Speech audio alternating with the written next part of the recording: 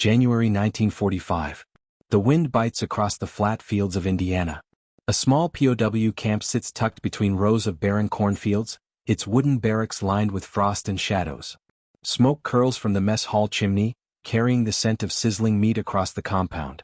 Inside, a long line of German women shuffles forward, coats buttoned tight against the chill, eyes wide with cautious curiosity. They've endured months of uncertainty, the long journey from European battlefields to an American heartland, and the unyielding weight of war on their shoulders. Now, before them, steam rises from a grill where cylindrical sausages brown over an open flame. The smell is alien, rich, salty, and oddly comforting. One woman hesitates, hand trembling. Another whispers, half laughing, half in disbelief, "Is this real food?" For the first time in months, hunger is tempered by wonder, by something almost absurd in its simplicity. This is not a battlefield.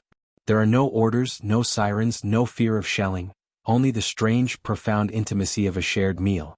And yet, this ordinary meal will mark a subtle, irrevocable turning point in their war-wearied lives. By 1943, the war in Europe had reached a brutal, grinding stalemate. The Wehrmacht was stretched across multiple fronts, and Germany's manpower shortages forced women into roles previously reserved for men. Many were conscripted into auxiliary services: Luftwaffe Helferinnen, administrative clerks, communications operators, and factory laborers. Some served in anti-aircraft batteries or as secretarial support for field commands.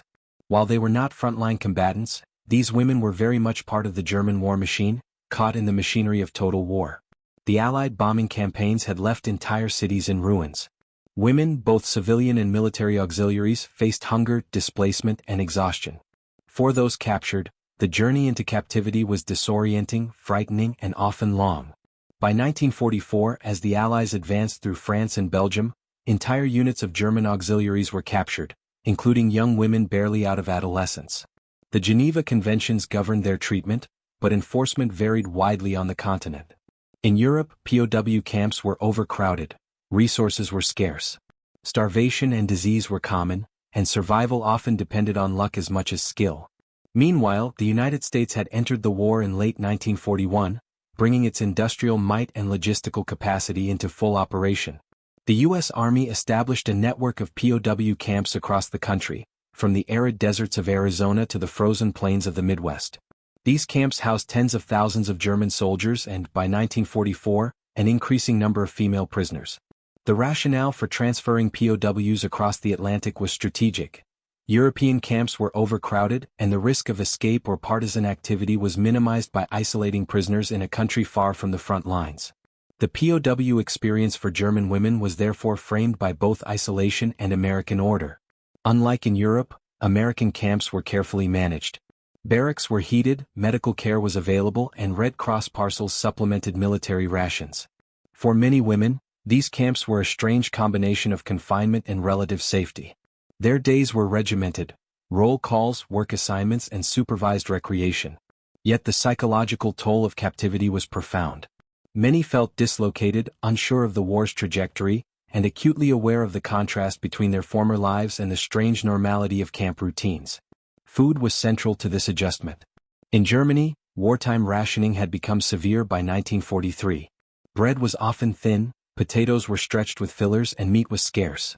Many German women had grown accustomed to subsisting on minimal nutrition while maintaining exhausting work schedules in factories or military offices.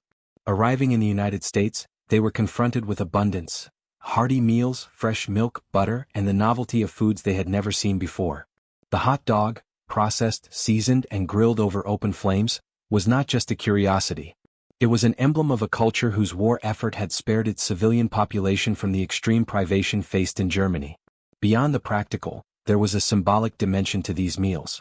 Eating American food in an American camp was an immersion into a world shaped by a society the prisoners had previously seen only as the enemy.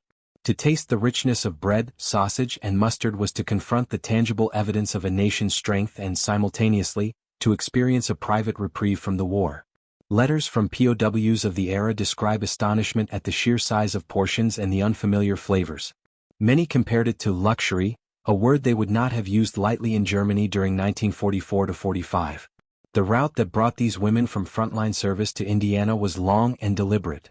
After capture, They were initially processed in holding camps in France or Belgium, where interrogations and registration took place. They were then transported to ports in England, shipped across the Atlantic under naval escort, and finally ferried to Midwest camps such as Camp Aliceville in Alabama, Fort McClellan in Georgia, or smaller camps in Indiana. Each step was disorienting. Sea voyages were claustrophobic and cold. Arrival at U.S. ports was accompanied by military formality, but also a remarkable civility. American guards were trained to treat POWs according to international standards, reflecting both compliance and propaganda objectives. By the time the women reached the Midwest barracks, they were weary, hungry, and uncertain. Yet they were also curious. The camp, with its orderly rows of wooden buildings, fences, and watchtowers, was alien and strangely peaceful. Snow crunched underfoot. Smoke from the mess hall promised warmth and nourishment. It was in this liminal space, caught between war's violence and the rare comfort of safety, that the simple act of eating would transform into a profound human moment. This was the stage on which the American hot dog would make its entrance, an unassuming culinary symbol destined to pierce the barriers of fear, hunger, and distrust. Inside the POW camps of the American Midwest, daily life was regimented but surprisingly orderly. Barracks were modest, wooden frames with cots, blankets, and stoves, but warm.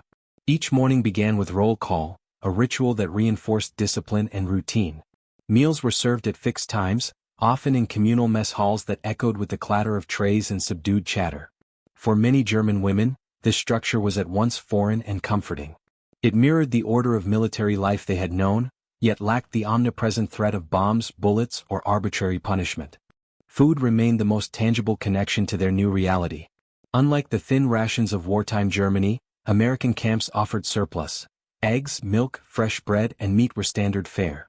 The menus varied seasonally, but the portions were generous, and the preparation method, fried, grilled, or baked, produced flavors unfamiliar to the European palate. While initially met with skepticism, the abundance slowly instilled a sense of security. POW memoirs describe women hesitating over unfamiliar items. We had bread that was soft, buttered, and steaming. We didn't know how to start eating it. Every meal became both a practical necessity and a cultural lesson, a small introduction to the comforts of American life amidst confinement. Beyond nutrition, camp authorities deliberately used food to influence morale. Officers recognized that humane treatment reduced unrest, facilitated cooperation, and reflected positively on the United States internationally. The Geneva Convention provided a legal framework, but many commanders exceeded these obligations, offering recreational activities, educational classes, and holiday celebrations. This created an environment where curiosity could flourish alongside discipline. Guards encouraged sports, supervised small craft projects, and, crucially, maintained a consistent standard of care in the mess hall. The women's roles within the camp further shaped their experience. Many were assigned to domestic or clerical work, laundry, kitchen duties, sorting mail, or assisting with maintenance. These tasks kept them occupied and minimized idleness, but also allowed for interaction with American personnel in controlled settings. Language barriers initially hindered communication, but gestures, shared work, and communal meals bridged the gap. The camp became a microcosm of a tentative cultural exchange. Fear gradually gave way to curiosity, suspicion to cautious trust. Health and hygiene were closely monitored. Medical officers performed routine inspections, treating malnutrition, respiratory illness, and minor injuries. Reports from the period indicate that, despite the hardships of capture and transport, POWs in American camps had access to some of the best care they would have received during the entire war. For many women, the combination of steady food, warmth, and medical attention produced subtle but profound changes. Their skin regained color, energy levels improved, and small bursts of humor and camaraderie began to appear in the barracks. Yet adjustment was not without its challenges. Cultural differences were everywhere. Americans' conversational directness, the casual informality of camp life, and the unfamiliarity of certain foods all provoked bewilderment. One prisoner recalled the first time she saw chocolate distributed at a Christmas party. It felt wrong, too sweet, too bright, too easy. And yet we ate it anyway, laughing nervously. Small acts of indulgence were simultaneously liberating and disorienting, highlighting how different the prisoners' new reality was from the grim austerity of their home front. The arrival of new foods was particularly significant. Items such as canned soups, fresh fruit, and processed meats were unlike anything they had tasted. Among these, the hot dog, simple, smoky, and juicy, stood out. While modest by American standards, It symbolized abundance and care, an edible message that survival was possible even in captivity. For women who had witnessed starvation, bombed-out cities, and relentless conscription, the experience of eating something so ordinary yet so unfamiliar triggered intense emotional reactions. Disbelief, joy, even tears. It was at the intersection of hunger and novelty that a simple meal could become a defining, almost cinematic moment in their lives. The camp system, with its combination of order, abundance, and enforced leisure, set the stage for these small but transformative experiences. The German women were still prisoners, but the environment allowed for human reactions to flourish. Hunger, curiosity, and cultural shock converged in the mess hall, turning ordinary meals into events of emotional significance. The simple act of eating, once a necessity, became a lens through which prisoners perceived the Americans, not as enemies, but as caretakers of a structured, surprisingly humane world. This careful balance between confinement and comfort, discipline and abundance, would soon culminate in an unforgettable moment, the first encounter with an American hot dog. It was an encounter that, while seemingly trivial, carried weight far beyond the kitchen. The human dimension of the POW experience was deeply intimate.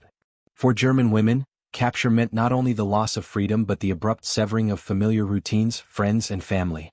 Letters from prisoners described the psychological weight of confinement, long hours of waiting, the monotony of barracks life, and the omnipresent uncertainty about the war's outcome. In this environment, even the simplest sensory experiences, warm light on a frosted morning, the scent of bread baking, or the sight of fresh fruit, could provoke profound emotional responses. When these women first encountered American hot dogs, reactions were instantaneous and unfiltered. Some laughed with disbelief, others wept quietly, unable to reconcile the simplicity of a sausage in a bun with the months of deprivation they had endured. It was a collision of past and present. Hunger met abundance, memory met novelty, and isolation met connection. In that moment, the hot dog became more than food. It was a tangible sign of normalcy, a reminder that comfort could exist even amidst the chaos of war. Memoirs note that these reactions were shared among small groups, fostering bonds of empathy and solidarity. The communal experience of eating together, laughing or trembling in astonishment, created a rare human intimacy inside the confines of the camp. At first glance, feeding POWs generously may seem purely humanitarian. Yet there was a calculated strategic rationale behind these practices. The United States, committed to upholding the Geneva Convention, recognized that humane treatment reduced unrest and encouraged cooperation. Camps operated with strict routines, but food served as a subtle instrument of control. A well-fed prisoner is a compliant prisoner. Providing high-quality meals to POWs also served a propaganda function, both domestically and internationally. Newspapers reported on well-treated German prisoners, to demonstrate the moral superiority of the American war effort. Military leadership understood that any mistreatment could provoke retaliatory measures against Allied prisoners in Europe, potentially endangering soldiers and civilians alike. Feeding POWs abundant meals, then, was both a legal obligation and a tactical decision, reflecting the interconnected realities of logistics, diplomacy, and morale. The hot dog, humble as it was, became part of this system. A small, accessible emblem of American generosity, its unassuming presentation masking a careful exercise in strategy.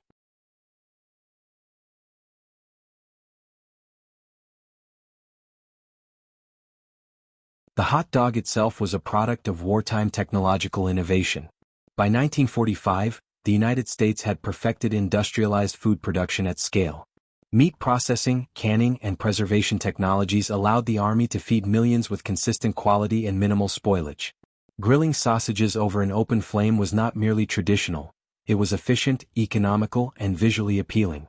Mess halls were equipped with facilities designed to handle large quantities of food safely and quickly. Cooks could grill hundreds of hot dogs simultaneously, while bakers produced fresh rolls using mechanized mixers. Refrigeration technology ensured perishables remained safe, even in the heart of the Midwest winter. For the German women who had survived months of scarcity, these innovations were astonishing. The sight of a steaming hot dog in a soft bun, garnished with mustard or onions, was not just a taste revelation, it was a lesson in industrial capacity and organizational efficiency. Every bite encapsulated the logistical ingenuity behind the American war effort, translating complex supply chains into something immediately tangible, edible, and emotionally resonant. These three angles, human, tactical, and technological, intersect to show that what appears as a simple culinary encounter was in fact layered with psychological, strategic, and industrial significance. The women were not merely eating, they were participating in a microcosm of wartime diplomacy, industrial might, and cultural exchange. The simple act of consumption became a conduit for empathy, a demonstration of logistical sophistication, and a subtle reinforcement of wartime strategy. Camp leadership played a critical role in shaping the daily lives and emotional experiences of POWs. Commanders were tasked with balancing security, efficiency, and adherence to the Geneva Convention. Officers understood that a disciplined, content prisoner population reduced incidents of escape, unrest, or sabotage. Beyond enforcement, leadership was also about perception. How POWs viewed their captors would influence cooperation and morale. In practical terms, leaders oversaw everything from barracks inspections to meal distribution. They trained guards to treat prisoners with consistent fairness, ensuring routines were predictable and humane. Supervising meals, including novelty items like hot dogs, was more than logistical, it was psychological management. Officers observed how German women reacted to these first encounters with American food. Some noted tears, laughter, or hesitant curiosity, and recognized that such experiences could build trust. By facilitating safe, abundant meals, leaders created a subtle form of influence. The prisoners' willingness to follow rules, engage in assigned work, or participate in educational programs often improved dramatically. Leadership decisions extended to cultural programming as well. Holiday celebrations, arts and crafts, and supervised excursions were encouraged when feasible. Commanders saw value in small moments of joy. They reduced tension, mitigated homesickness, and reinforced the idea that captivity did not equate to cruelty. The first hot dog was thus not just a culinary milestone, it was a tactical moment orchestrated under careful leadership, a soft yet deliberate instrument of morale. For the German women, their perspective of the Americans shifted subtly yet meaningfully during these early encounters. Initially, they had viewed guards with suspicion, seeing them as representatives of a foreign power at war with their homeland. Yet exposure to generosity, particularly through food, complicated these assumptions. Eating an unfamiliar meal in a context where the hosts were attentive rather than punitive, created cognitive dissonance. Accounts from POW memoirs reveal a mixture of awe, skepticism, and reluctant admiration. The abundance of American provisions was starkly contrasted with the scarcity and deprivation of home. For some, the hot dog was almost symbolic. A simple, indulgent object that encapsulated an entire society's capacity for production, care, and order. It challenged wartime stereotypes of the enemy as cruel or callous. In private barracks conversations, prisoners would whisper comparisons of rations, preparation, and taste. These discussions did more than describe food.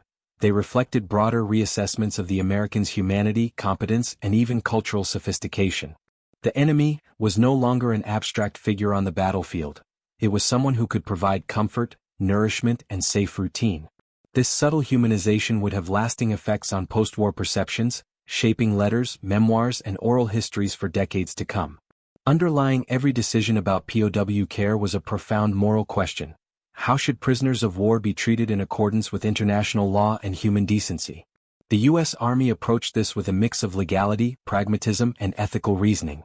Feeding POWs well, providing clean barracks, and ensuring access to medical care were not merely regulatory, they were conscious moral choices in the midst of global conflict.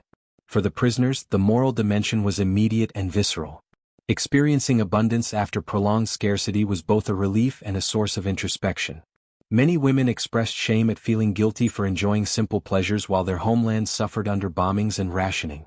Others were overwhelmed with gratitude, marveling at the generosity of those they had been taught to consider enemies. The act of eating a hot dog, humble in form, became a moral touchstone. It embodied fairness, care, and the possibility of humane treatment even amidst war. The moral implications extended beyond the camp. By maintaining high standards of POW care, American authorities reinforced ethical norms in wartime conduct. Reports sent to European counterparts and international observers showcased compliance with humanitarian principles, contrasting sharply with the harsh conditions in many German-run camps. These small acts, meals, blankets, supervision, formed a quiet yet powerful demonstration of values in action. Together, these 6 angles, human, tactical, technological, leadership, enemy, and moral, reveal the richness of what might otherwise appear to be a trivial moment. The first hot dog was not just a snack, It was a convergence of psychology, strategy, industrial capacity, ethical conduct, and cross-cultural insight. The moment arrived one cold January afternoon. The sun hung low over the frost-dusted barracks, casting long shadows across the camp's gravel paths. Steam curled from the mess hall chimney, carrying the unmistakable scent of grilled meat. Inside, a group of German women lined up cautiously, each step hesitant, eyes wide with anticipation. The mess hall was warm, a stark contrast to the bitter Midwestern winter outside. The smell of fresh bread and sizzling sausages filled the air, mingling with the faint metallic tang of the camp stoves. At the front of the line, a young woman, barely 17, reached for a hot dog placed in a soft, white bun. She paused, hand trembling. She had survived bombing raids, long marches, and the bitter rationing of wartime Germany, but this simple, steaming meal, was unfamiliar in a way she could not articulate. The first bite produced a gasp, a mixture of disbelief and delight. The flavors were rich, salty, and unexpectedly comforting. Tears pricked her eyes, unbidden, as memories of scarcity and fear collided with this small indulgence. Around her, reactions varied. Some women laughed, astonished by the simplicity of what they had been led to believe was impossible abundance. Others whispered, almost in prayer, marveling at the soft bread, the taste of mustard, and the smoky aroma of the sausage. One recalled later that she felt as though she were eating not just food, but a fragment of a world that had seemed unimaginable mere months before. The communal nature of the meal intensified the moment. They ate side by side, sharing astonishment and laughter, their initial reservations melting into a collective experience of relief and joy. The American guards observed quietly. They had seen similar reactions in male POWs but noted the intensity among the women. Commanders recognized the significance. This was more than sustenance. It was a psychological breakthrough. For the first time, the prisoners were not merely surviving, they were experiencing comfort, abundance, and, subtly, the humanity of their captors. The simple act of eating together broke down walls of fear and suspicion. The guards understood that food had become a bridge between enemy and ally, a silent dialogue that transcended language. The significance of this moment extended beyond emotion. The hot dog, industrially produced and efficiently prepared, was emblematic of American logistical prowess. Every bun, every sausage, every dab of mustard represented a complex network of supply chains, refrigeration systems, and military planning. The women, in consuming it, were unwitting participants in a demonstration of organizational skill and wartime efficiency. They were tasting not just food, but the tangible result of a society mobilized for war, and doing so in a way that conveyed care rather than coercion. For some, the experience prompted reflection on their own circumstances. Letters and memoirs reveal a mix of gratitude and guilt. They were fed, safe, and warm, while their families and cities in Germany faced destruction and hunger. One prisoner later wrote, "It was impossible not to feel strange joy, like I was betraying something by enjoying it." This internal tension, between relief and survivors' guilt, would linger long after the meal ended, shaping how they remembered the experience. In the barracks afterward, conversation buzzed with excitement. The women compared flavors, debated the merits of mustard versus ketchup, and speculated on the origins of the ingredients. These discussions, trivial by wartime standards, were revolutionary in context. They marked a subtle reclaiming of agency, a small moment in which the prisoners could exercise choice, taste, and opinion in a controlled environment. The hot dog was no longer simply food, it was an instrument of cultural exchange, of minor rebellion against the monotony of captivity, and of shared human connection. This moment also had broader implications within the camp. Officers noted that morale improved visibly after these meals. Tasks previously met with reluctance, laundry, kitchen work, and clerical duties, were now performed with more cooperation. Laughter and conversation filled the barracks, replacing the quiet resignation that had characterized life before. The hot dog, unassuming in form, had catalyzed a subtle shift in the social dynamics of the camp. As evening fell, the women returned to their bunks, full but contemplative. Some sat quietly, reflecting on the day's experience. Others scribbled letters, recounting the improbable encounter with wonder and humor. The significance of the moment was clear. A simple meal, prepared and served with care, had bridged cultural, emotional, and psychological divides. The hot dog had transformed from a culinary novelty into a profound symbol of comfort, human kindness, and the unexpected ways in which war's cruelty could be softened, even temporarily. And yet, this was only the beginning. The initial encounter had unlocked curiosity, trust, and subtle shifts in perception that would ripple through the camp in the days and weeks to come. The stage was set for deeper changes in relationships, morale, and understanding, a quiet revolution that food alone had sparked. In the days following that first encounter, the impact of the hot dog rippled quietly through the camp. What had begun as a simple meal transformed into a subtle reshaping of daily life. Women who had been withdrawn, cautious, or silent during meals began to speak more freely, exchanging impressions, comparing flavors, and even teasing one another about their reactions. The communal experience of tasting abundance nurtured a fragile sense of camaraderie, both among prisoners themselves and indirectly with the guards who facilitated the meals.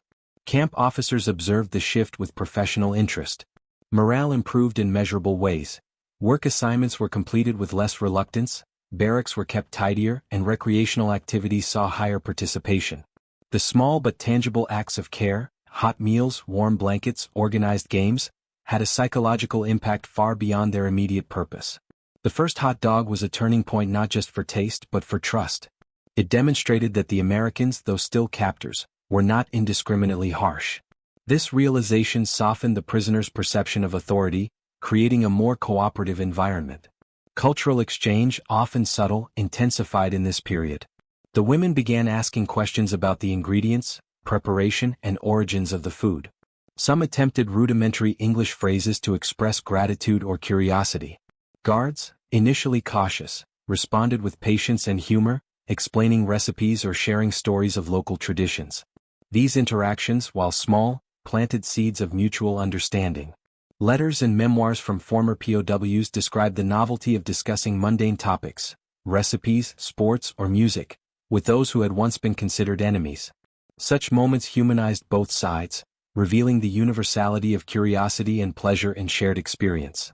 The hot dog became an emblem of possibility, a small symbol of a life beyond fear, scarcity, and constant vigilance. For prisoners accustomed to rationing, destroyed cities, and the omnipresent threat of bombs, the taste of a warm, well-seasoned sausage in a fresh bun was transformative. It demonstrated that comfort and care could exist even in captivity, and that acts of kindness could bridge cultural and wartime divides. In private conversations, women often reflected on the absurdity and richness of the moment, noting how something so ordinary in the United States could feel so extraordinary. This shift also affected group dynamics. Prior to these meals, conversations were often subdued, cautious, or focused on survival. Afterward, laughter became more common, small disputes were resolved with compromise, and informal leadership emerged among the women themselves. They shared advice on how to navigate camp life, swapped tips on chores, and found small ways to inject creativity into the monotony. Even simple acts, like recommending which flavor of mustard to try or how to hold the hot dog to avoid drips, became social rituals, marking a subtle reclaiming of agency. The effect on the guards, too, should not be underestimated. Observing genuine, unguarded reactions from the women provided insight into the prisoner's psychology. It reinforced the idea that humane treatment was effective beyond mere compliance. It encouraged cooperation, improved morale, and mitigated tension. For some guards, it was a surprising lesson in empathy. They saw that even in the midst of global conflict, simple gestures, food, warmth, and civility, could foster understanding, trust, and small but meaningful human connection. Within weeks, the hot dog had become a recurring feature of camp life, a small ritual embedded in daily routines. Its symbolic weight extended beyond taste. It represented abundance, care, and the possibility of connection between adversaries. POW memoirs frequently highlight the moment as transformative. The first taste of an American hot dog was cited not merely as a culinary novelty, but as a turning point in their emotional and psychological experience of captivity. It was a reminder that even in a world defined by war, moments of joy, wonder, and human empathy were possible. This moment, simple yet profound, also had lasting implications for the prisoners' post-war perceptions. Women who experienced these meals would later recount them with vivid clarity, highlighting not only the taste but the emotional resonance, the laughter, disbelief, and quiet gratitude. These recollections underscore how everyday objects, food in this case, can act as powerful agents of cultural diplomacy and human connection, even in the most unlikely circumstances. As the sun set over the frost-lined barracks, the women returned to their bunks, carrying more than just the physical satisfaction of a meal. They carried with them a subtle shift in perception, a sense of hope, and the memory of unexpected kindness. The hot dog had done more than fill stomachs. It had bridged divides, softened the harshness of captivity, and sparked a quiet evolution in camp dynamics that would endure long after the meal ended. In the weeks that followed the first hot dog experience, the transformation within the camp was subtle but unmistakable. The German women's physical health improved steadily.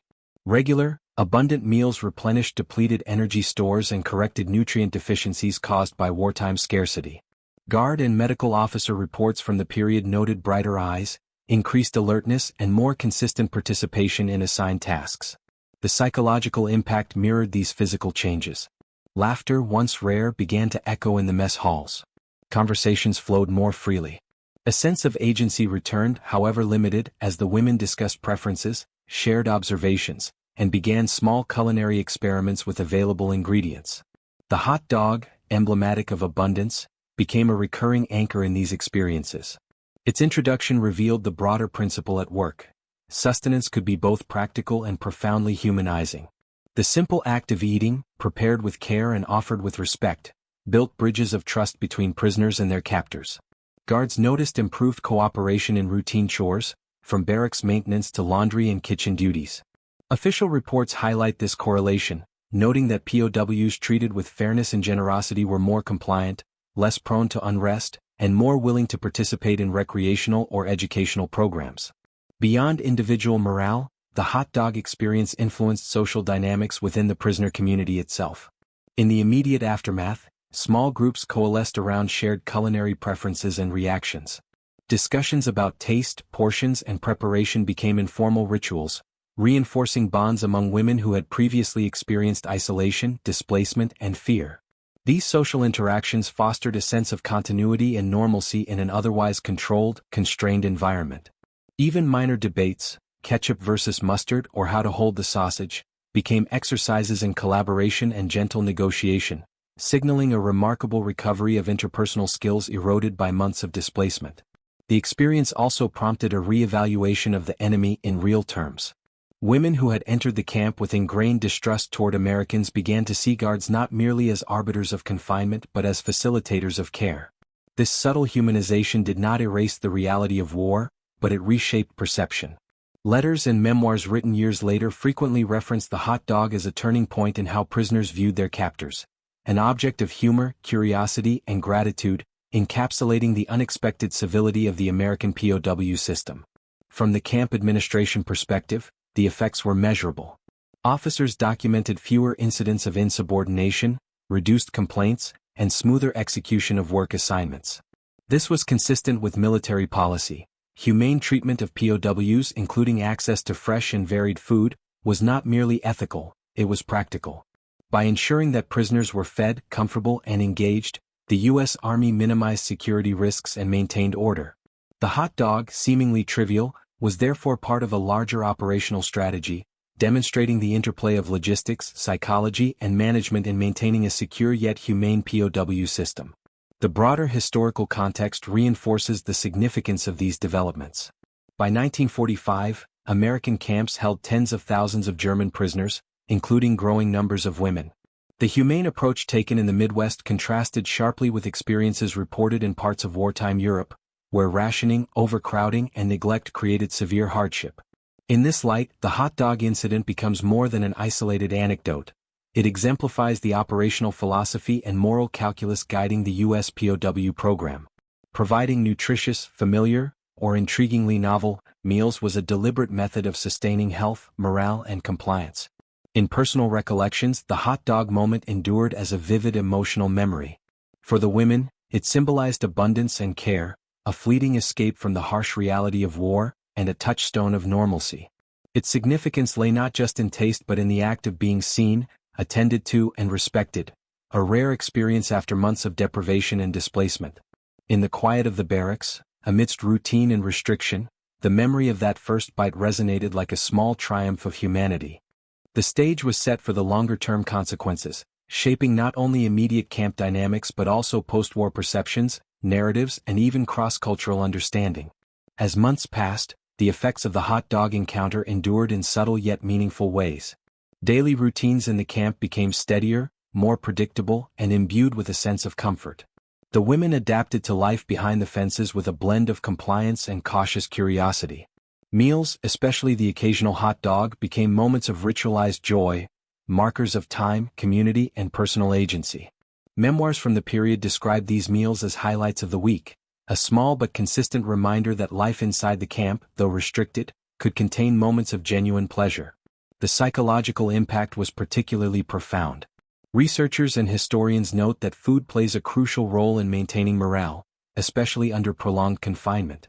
For these POWs, the hot dog represented both nourishment and reassurance.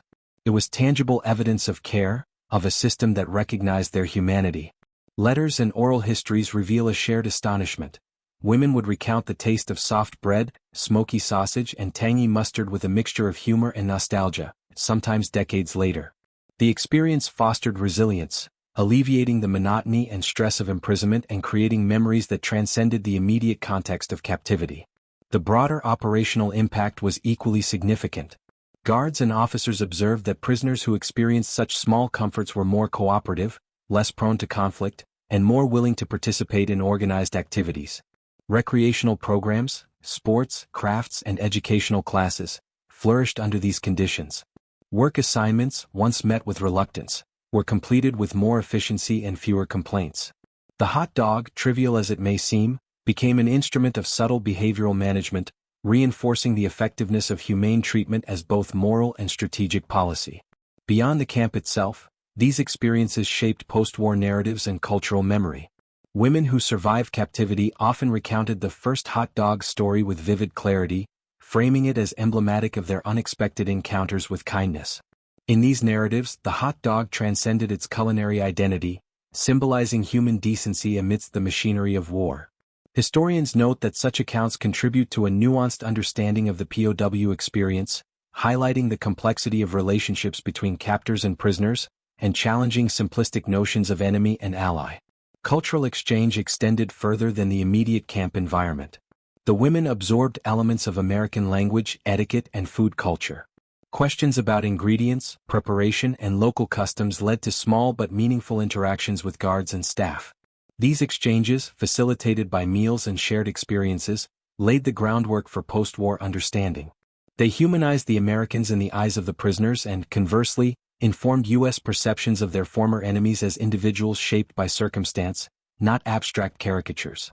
The hot dog's legacy also intersected with broader ethical and operational discussions.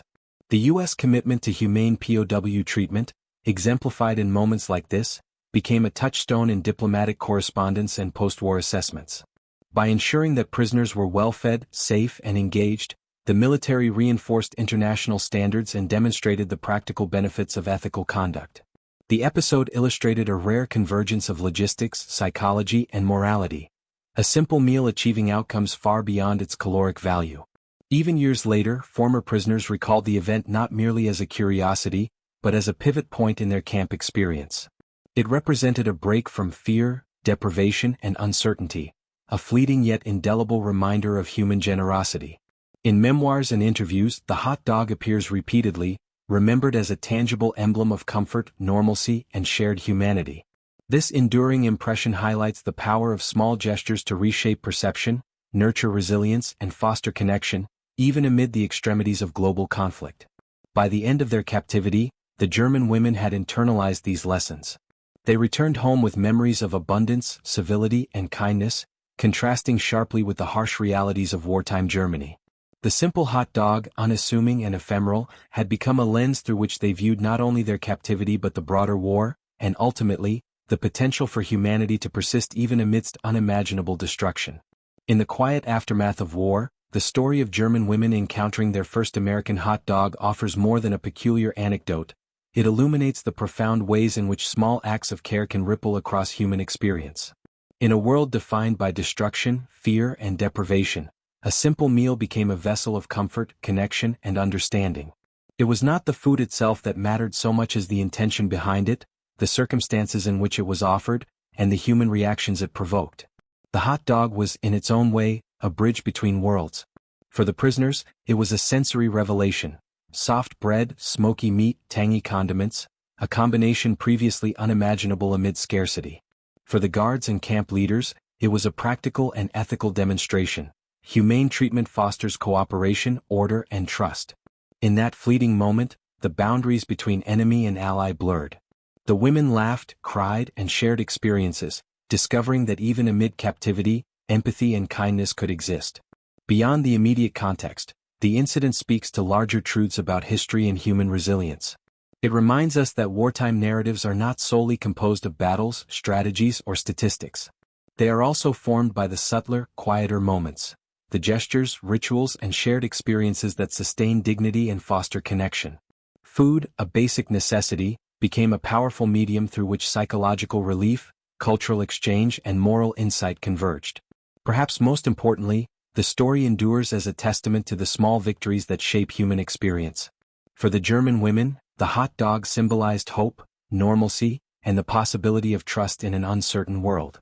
For historians and storytellers, it offers a lens into the complex interplay of scarcity, abundance, morality, and emotion during war. And for us, centuries later, it is a reminder that even in the darkest chapters of human history, empathy and care can create moments of profound, lasting significance. In the flickering light of a Midwestern mess hall, with the scent of bread and sizzling meat in the air, a simple hot dog did more than nourish the body, it nourished the human spirit. And in that nourishment, history whispers its quietest yet most enduring truths.